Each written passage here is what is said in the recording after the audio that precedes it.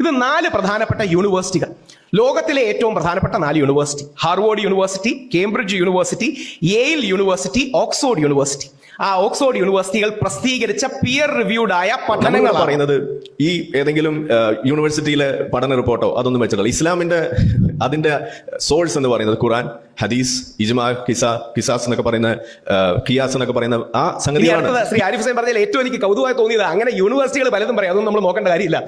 യഥാർത്ഥത്തിൽ ഈ യൂണിവേഴ്സിറ്റികൾ അവിടെ നിന്ന് പറയുന്നതാണോ? യൂണിവേഴ്സിറ്റികൾ ഈ ടെക്സ്റ്റ് മുഴുവൻ വായിച്ചു, ആ ടെക്സ്റ്റുകൾ ഹദീസുകൾ എടുത്തു, ഖുർആൻ എടുത്തു, ചരിത്രപരമായ റിസർച്ച് നടത്തി, വർഷങ്ങളോളം റിസർച്ച് നടത്തി, ജിഹാദ് പോസിറ്റീവായി യൂസ് ചെയ്തത് നെഗറ്റീവായി യൂസ് ചെയ്തെല്ലാം കണ്ടെത്തി ഡോക്യുമെന്റ് ചെയ്ത് അവസാനം കണ്ടെത്തുന്ന കാര്യങ്ങളാണ്. അതൊന്നും നമ്മൾ നോക്കേണ്ടത് പറയുന്നത്. ആ യൂണിവേഴ്സിറ്റികൾ കൊണ്ടുവരുന്നതാണ്. നിങ്ങൾ എസൻസുകാരല്ലേ, നിങ്ങളല്ലേ ഇടയ്ക്ക് പറയുന്നത് എവിഡൻസ് ലീഡ് ചെയ്യണം, അങ്ങനെ വേണമെന്നുള്ള വിശ്വാസക്കാരന് എവിഡൻസ്, തെളിവ്, ഡേറ്റ, ഇത്തരം കാര്യങ്ങളല്ലേ നമ്മളെ നയിക്കേണ്ടത്. പ്രൊപ്പഗാൻഡയാണ്. ഇത്തരം ഒരുപാട് പഠനങ്ങളോ കാര്യങ്ങളോ ഉണ്ടെങ്കിലും അദ്ദേഹത്തിന് യൂണിവേഴ്സിറ്റി പഠനങ്ങൾ, ഹാർവാർഡ്, ഓക്സ്ഫോർഡ്, യെയില്, കേംബ്രിഡ്ജ് താല്പര്യമില്ല.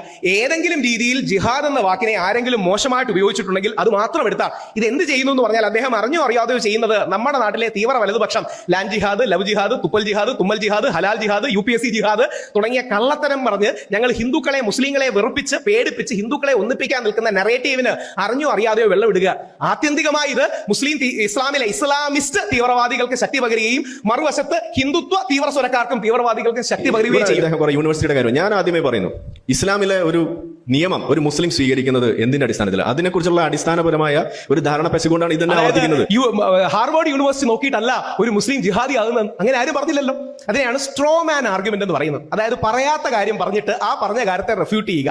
ജിഹാദ് എന്ന കാര്യത്തെക്കുറിച്ച് നമ്മൾ മാത്രമല്ലല്ലോ പഠിക്കുന്നത്, ലോകത്തിലെ ഒരുപാട് ആൾക്കാർ പഠിക്കുന്നുണ്ട്, പ്രമുഖ യൂണിവേഴ്സിറ്റികൾ പഠിക്കുന്നുണ്ട്. അവർ പരീക്ഷണ നിരീക്ഷണങ്ങളിലൂടെ, ഗവേഷണങ്ങളിലൂടെ അവർ ഉണ്ടാക്കിയ മെത്തേഡ്സിൽ ചരിത്രപരമായ കണക്കുകൾ എടുത്ത്, വ്യക്തികളെ ഇന്റർവ്യൂ ചെയ്ത്, അതിന്റെ ടെക്സ്റ്റ് എടുത്ത് പഠിച്ചിട്ടെത്തുന്ന കൺക്ലൂഷൻസ് എന്തുകൊണ്ട് അദ്ദേഹം സ്വീകരിക്കാത്തതെന്ന് അറിയാമോ? അദ്ദേഹത്തിന്റെ അന്ധവിശ്വാസത്തിന് അത് ചേരില്ല. എന്നാലും ഇദ്ദേഹം പറഞ്ഞതിന്റെ പേരിൽ ഞാൻ ഇനി ഒന്ന് നോക്കാം എന്ന് വിചാരിച്ച് നോക്കി. ഏതൊക്കെയാണ് യൂണിവേഴ്സിറ്റീസ് പറഞ്ഞത്? ഹാർവാർഡ് യൂണിവേഴ്സിറ്റി, യേൽ യൂണിവേഴ്സിറ്റി, അത് ഇതെന്നൊക്കെ പറഞ്ഞു. ഏതൊക്കെയാണ് ഈ യൂണിവേഴ്സിറ്റി? ഇപ്പൊ അതിനെക്കുറിച്ചുള്ള കഥകൾ പുറത്തേക്ക് വന്നിട്ടുണ്ട്. ഖത്തർ ഫണ്ടഡ് ആണ് ഈ പറയുന്ന ഈ യൂണിവേഴ്സിറ്റീസിലൊക്കെ. അടിസ്ഥാനപരമായി ജിഹാദ് എന്ന വാക്കിനെ ഡീമണൈസ് ചെയ്യണം, കരിവാരി തേക്കണമെന്ന ഉദ്ദേശത്തോടെ വന്നാൽ ബാക്കി പറയുന്ന ഒന്നും ശരിയാവില്ല. അപ്പൊ ശരിയാവില്ല എന്നുള്ളത് കൊണ്ട് ഇവർ പ്രമുഖ യൂണിവേഴ്സിറ്റികളാണ്. എന്ത് ചെയ്യുന്നു? ഇവരെല്ലാം ഖത്തർ ഫണ്ടഡാ. ഇതിന്റെ എല്ലാം പിന്നിൽ ഗൂഢാലോചനയാണ് എന്ന് പറയുന്നതിന് എന്ത് അർത്ഥമാണുള്ളത്? ഒന്ന് ആലോചിച്ച് നോക്കുക. ലോകത്തിലെ ഹാർവാർഡ് കണ്ടോ, ഇപ്പൊ ഇതിനെക്കുറിച്ച് കഥകൾ വരുന്നില്ല. ഇത് ഈ അമേരിക്കൻ എക്സ്ട്രീം റൈറ്റ് വിങ്ങിന്റെ പ്രൊപ്പഗാൻഡ.